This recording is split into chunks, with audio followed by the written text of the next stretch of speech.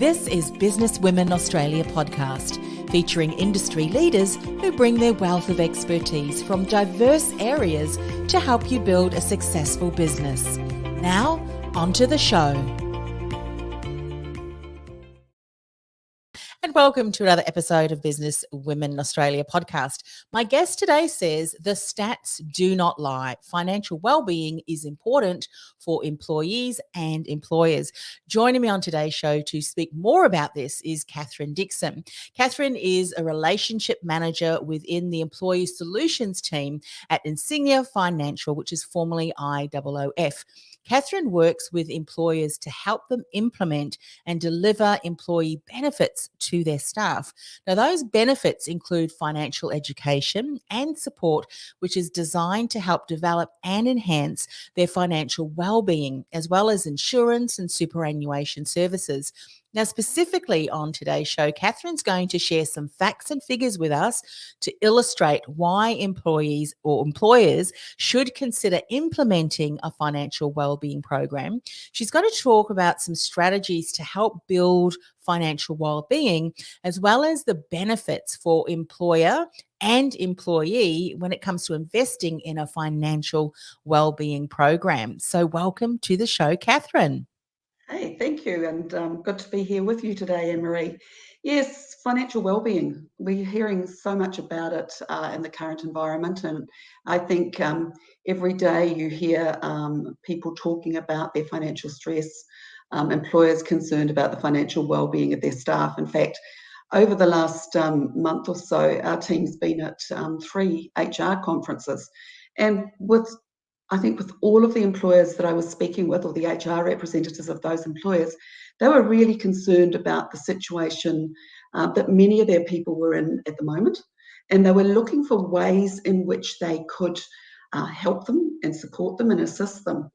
Now, there comes a bit of a conundrum there because, you might argue, hey, I just need a $5,000 pay increase or a $10,000 pay increase.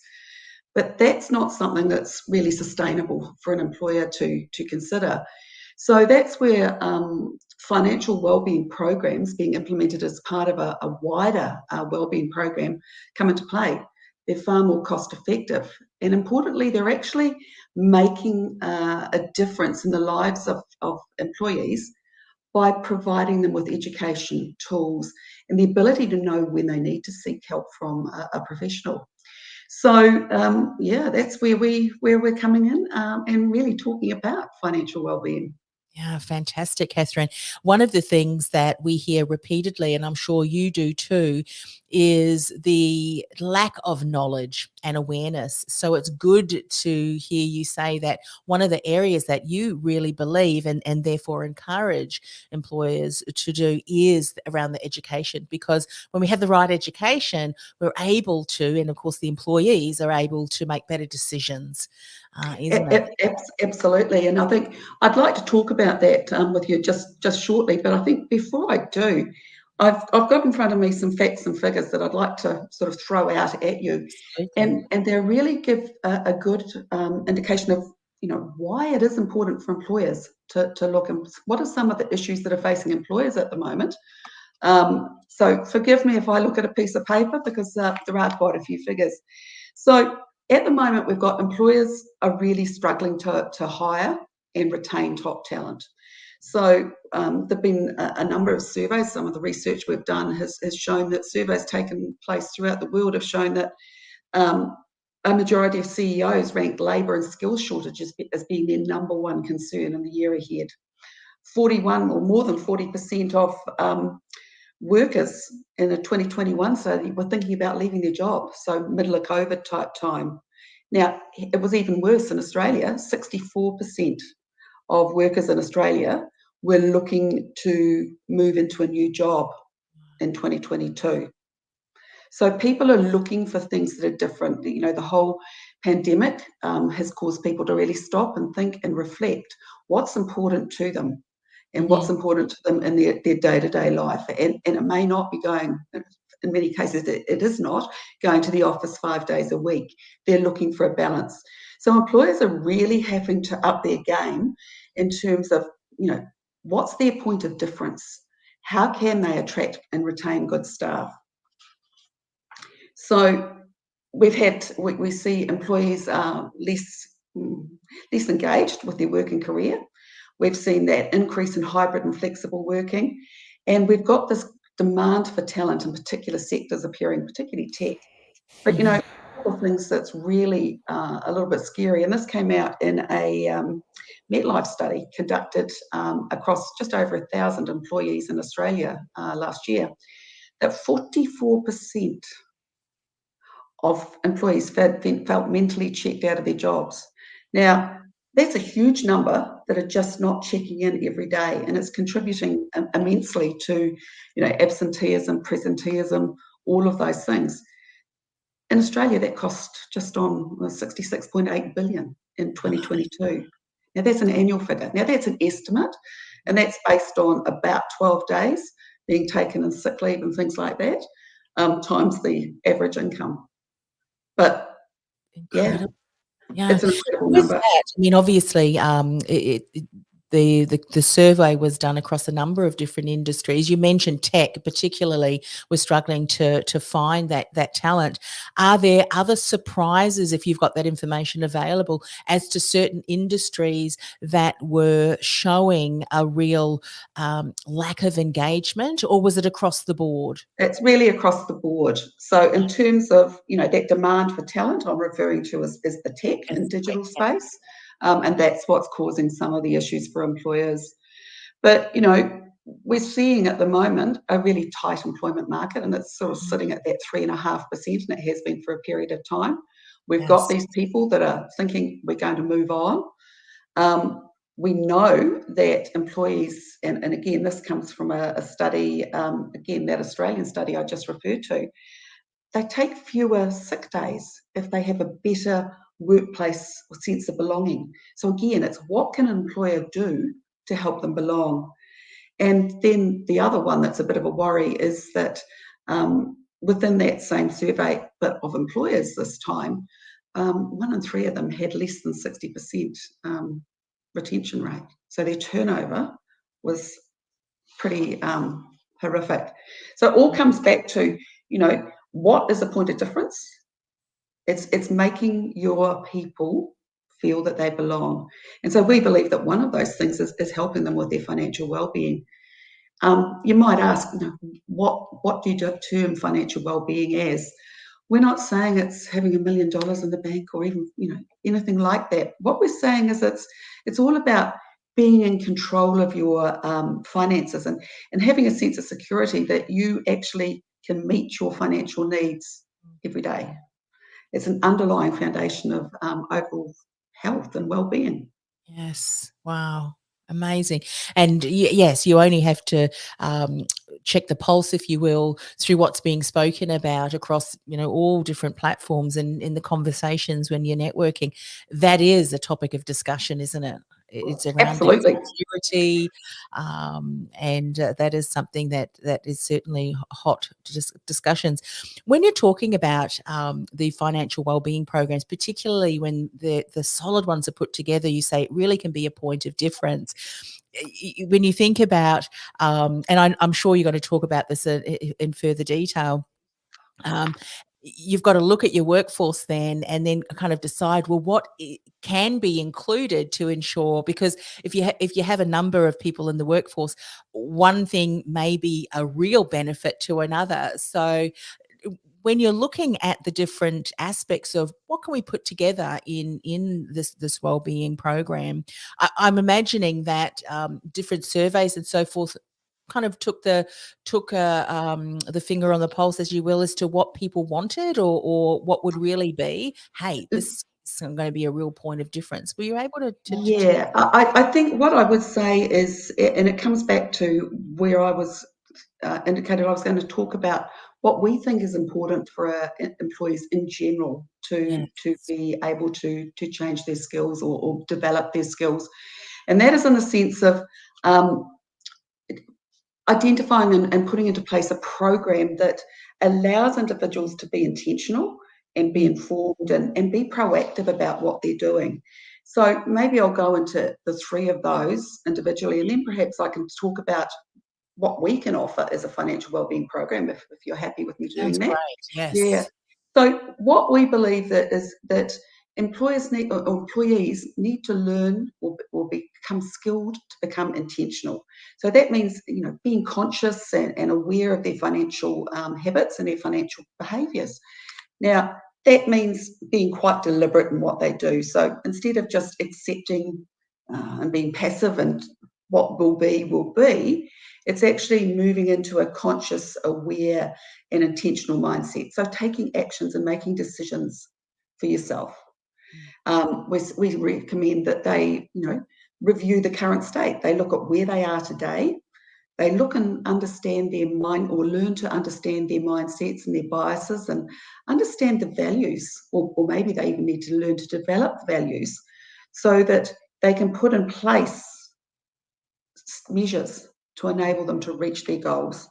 And sometimes we just need to throw out the baby with the bathwater and start again as an individual and go, okay, now I've learned these skills. Let's put in habits, some new healthier behaviours and patterns so that we can actually reach our goals. And that sounds good. And it is. You've got to be intentional in what you're doing, but you've also got to become informed. And it's really important that we grow that financial literacy for all Australians.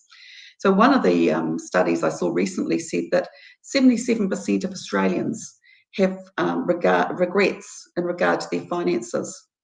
And they believe that could have been avoided with access to better education. So, the first couple of things are, they haven't been great with budgeting, they haven't been great with saving and that sort of thing. But the fourth one on that list is that they hadn't educated themselves in order to manage their own affairs. Another thing that's really important when you're looking at a financial wellbeing program is that it's accessible and easy for people to both access and comprehend and go back to. They're not one-off things. So a study in the US found that nearly 70% of employees said that the programs that were being made available to them were just too technical, too full of jargon, too cumbersome, too hard. So it's important to get some, we move into the digital age, that we have short, snappy ways of delivering information and skills, and in multi forms. So some might be visual, some might be spoken, some might be some tools that we make available to you. And then that we work at not only building skills to deal with finances, but just learning to disprove some of those misconceptions that are out there. And then the third part of any good financial wellbeing program is that you put in place some steps so that people can manage and maintain their financial goals. So put in place some systems, some set and forget systems, some really easy things. Now, it might be an app. It might be something as simple as a notebook that you write down when you go and have a coffee. So you're starting to become aware of what you're spending, when you're spending, and how you're spending it. Put in place some good habits to reach those goals. So again, coming back and understanding or crafting your underlying financial values will help an individual put in place some financial goals. And then there will always be a need for some additional help of some sort. It might be being able to access a calculator online. It might be knowing where to find the right website that gives you some information. It might be having a one-on-one discussion with somebody just to get some general information, or maybe identify that you need some help and need personalised financial advice. So there's lots of things in there. So as you can see, it varies. So it goes back to that comment you made. How is it one size fits all? That's No. right.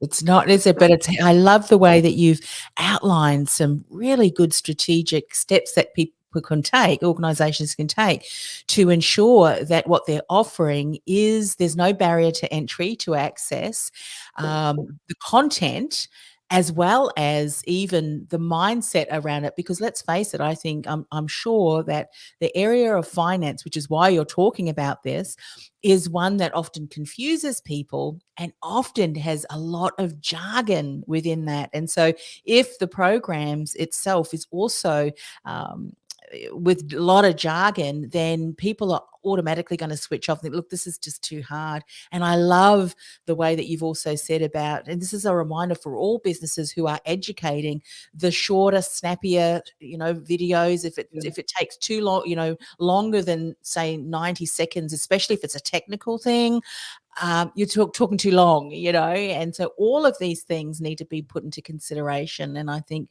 when blended nicely, can deliver a really good, solid program for. Yeah, and as I said, there are different programs out there. So when an employer is looking for a program, they need to engage with a credible provider who can Yes. deliver all of the different things that they might need in a program. And at the end of the day, investing in a financial wellbeing program is a really good, it provides a win-win for employees and employers. So for employees, you're removing that financial stress that may be leading to them, being checked out of their day job. You're improving their financial outcomes and their sense of security. You're obviously improving their financial skills and knowledge. They'll be more engaged in their work. They'll be more productive at work. And they will have also gained that knowledge of when they need to perhaps seek advice. Now, the other side of that, of course, is the employer. And so for an employer, their key outcomes are increased loyalty, retention, easier to attract talent. They've got that increased productivity. And, the survey, an Australian survey said that of those financially healthy employees, 88% of them were more likely to be productive, 82% more likely to be satisfied in their current job, and 87% more likely to be engaged. So that's a huge win and a huge reason for an employer to continue, consider whether a financial wellbeing program as part of a broader wellbeing program in their employee benefits is something that they should consider. Yeah. The studies certainly validate the importance of that. And I know that you mentioned one of the areas that someone may like to include in a program are the misconceptions. Let's talk about what are some of the misconceptions, because let's talk about them so that they no longer are something that may be keeping businesses from saying, you know what, we really need to reach out to Kathryn and talk about how we could incorporate this. What are some of the things that you've seen businesses do, employees do, that prevents them, that stops them, a reason, a misconception that you'd like to look, this is no longer an issue? Are there some common things that come up that you hear? Yeah, look, I think one of the big ones is, we have a lot to not thank COVID for, but we do have some things to thank COVID for. And one of them is that it has made financial wellbeing programs, or indeed a lot of wellbeing programs, more scalable and much easier to deliver as people have become more used to working with, digital technology. And so I think that has reduced the cost of delivering wellbeing programs. It allows them to be held and retained by a business. It allows you to come back and revisit as you've got new employees coming on board.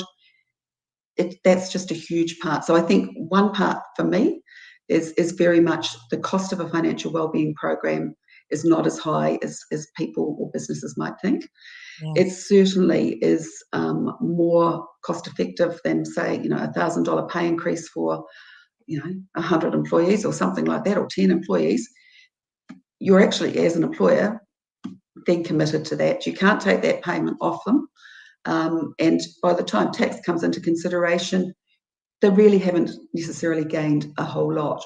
Whereas putting a program in place which is enabling the development of skills and strategy helps you as an employer and helps your employees and helps increase that sense of belonging and reduces that financial stress that they're under. Yeah, and the figures speak for themselves, don't they? Well, yeah, they absolutely do.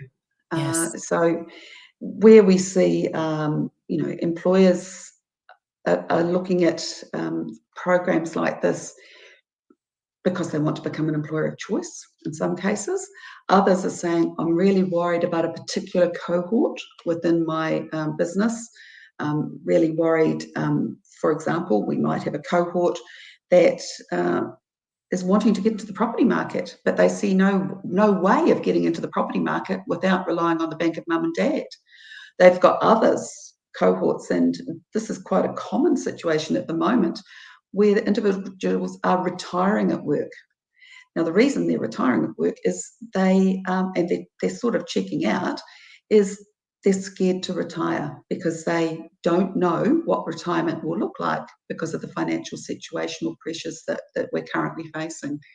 So you've got, silent resignations, staying at work. You've got all of these things happening in play at the moment. So it's an opportunity to provide something to the workplace that's a win-win for both parties. Yeah, certainly sounds like it. I'd love for you to give an opportunity, or I'd love to give you an opportunity to share a little bit more about your business and how you can support people, because I'm sure another misconception may be, Kathryn, we don't have another more time to develop this thing. I'm sure that organisations such as yourself are there to minimise that burden as well. So share a little bit more about how you come alongside an organisation. Yeah, certainly. So we have a employer financial wellbeing offer. So it's bespoke to each organisation, because each organisation is different. Each employer has different motivation and a different budget for what they can put into a program at a given point in time. And by motivation, I go back to that comment I just made. There might be a concern about a particular aspect of a workplace, a particular cohort that has concerns. So our program starts and ends with a survey. So there's a pre-survey, and it's really establishing what the temperature in the workplace is at the moment, where the pain points are, any particular areas of extra special interest that workplace might have that we might need to build into a program. We then obviously at the end up with a post-survey to ensure that we've moved through the process and see what the outcomes of the program have been, so that the organisation can measure the ROI. Along the way, the journey, you work with a relationship manager like me, because we're working with other employers, so we know some of the issues that can sometimes arise in terms of communicating a program, and we can help the employer with the communication process. One of the things I'd say is that the most successful programs are where the HR team is really heavily involved, and so the employer and the benefits are being delivered together. They're working together to promote this. In addition, we offer a series of 6 webinars. Now, they're really quite interactive. They can be quite interactive webinars. They're not full of technical stuff. They're about 25, 30 minutes long. And they're really getting people to think, to explore some of those values or misconceptions they've got on their mind about what money means to them. And it's, some core principles such as tips and traps for managing your debt, budgeting, all of those sorts of things. Always there's a bit of superannuation involved there, but more understanding how you might track your super and get to your retirement spending, investment, and so forth. We can bring in debt if that's needed. If you've got a cohort that's really concerned about how they get themselves in the position to qualify for a home loan, there's no point in finding the house that you want to buy and falling in love with it and then realising that you're not going to be regarded as a good risk by a bank to borrow money from. So get yourself home loan smart. We then have some digital content and assets that we make available to put on a website, and that goes through a number of journeys. And again, an individual can pop in and out on that journey. So you referred earlier to those short snippets, and these videos they're 30 seconds, 60 seconds, 90 seconds, just explaining a particular concept.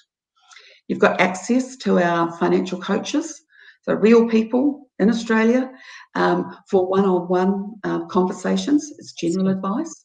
So that can help an individual identify situations that they might need some assistance with, or get some general information. And then access to our wealth report. Now, our wealth report is something that our business owns, and it's an online tool, an interactive journey really, that an individual can go on. It's general information, general advice, and at the end of it, they'll get a report that is specific to them. And they can use that to go on to the next step of their journey of learning. So as you can see, lots of different things that we can bring in. and access to lots of different specialists. Yeah, fantastic. I'm glad you shared that, Kathryn, because as we were talking, or you were sharing some of the things that could be incorporated, I'm sure employers who are listening who may not realize that a lot of this is available, has been created already. There's no need to go out with invest in camera equipment and all of the technologies and stuff like that. That's certainly something that you and your team have available, and I'm sure is available for them. So if people would like to find out more, what is the best way for them to connect with you? Well, more than happy for you to connect with me on LinkedIn. So Kathryn Dixon. The other one is just email me at solutions@IOOF, so IOOF.com.au, and happy to talk with you there. Fantastic. Thank you so much for coming on the show. And one of the other things that we have also done, if you are on the website, on Business Women Australia website and listening to this episode, go to the show notes, because we will link a document, a flyer, which provides a little bit more information that you can take as a good first step as well. And then, of course, connect with Kathryn on either of those platforms or email. Thanks once again for coming on the show. Thanks for the opportunity. See you. Have a good day. You've been listening to Business Women Australia podcast. Want to become part of a dynamic collective of women who are passionate about business success and personal growth? Go to businesswomenaustralia.com.au/membership to apply. That's businesswomenaustralia.com.au/membership.